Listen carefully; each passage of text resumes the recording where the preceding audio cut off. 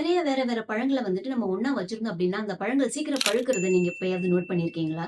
இதுக்கு காரணம் அந்த பழங்கள்ல இருந்து வெளியேறக்கூடிய எத்திலின் அப்படிங்கிற ஒரு கேஸ்.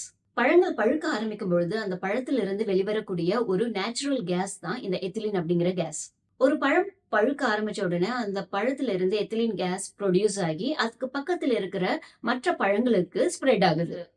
ஃபார் எக்ஸாம்பிள் இப்ப வந்து ஒரு பழுத்த வாழைப்பழம் பக்கத்துல வந்து நம்ம அவகாடோ வைக்கிறோம் அப்டின்னா, இப்ப அந்த அவகாடோ வந்துட்டு ஒரு 4 நாள்ல வந்துட்டு ஒரு சாஃப்ட்டா, டார்க்கா ஆகுது அப்டின்னா, இந்த பழுத்த பழத்துக்கு பக்கத்துல இருக்கிறதுனால, அந்த அவகாடோ ஒரு 2 நாள்லயே சாஃப்ட்டாவும், டார்க்காவும் மாறிடும். இதுக்கு காரணம் அந்த பழுத்த வாழைப்பழத்துல இருந்து வெளிவரக்கூடிய எத்திலின் அப்டிங்கிற கேஸ். அது இந்த அவகாடோவ ரீச் பண்ணி, அத வந்து சீக்கிரம் பழுக்க வைக்குது. இது வாழைப்பழம், அவகாடோ அதுக்கு மட்டும் தான் கிடையாதுங்க. பழுக்கக்கூடிய எல்லா பழங்களுக்குமே இது பொருந்தும். இப்ப நம்ம ஒரு பழம் சீக்கிரம் பழுக்கணும் அப்படின்னு நினைச்சோம் அப்படின்னா, ஆல்ரெடி பழுத்த ஒரு பழத்த நம்ம சீக்கிரம் பழுக்கணும் அப்படின்னு நினைக்கிற அந்த பழத்துக்கு பக்கத்துல வச்சோம் அப்படின்னா, நார்மலா அது பழுக்கிறத விட கொஞ்சம் சீக்கிரமாவே பழுத்துரும்.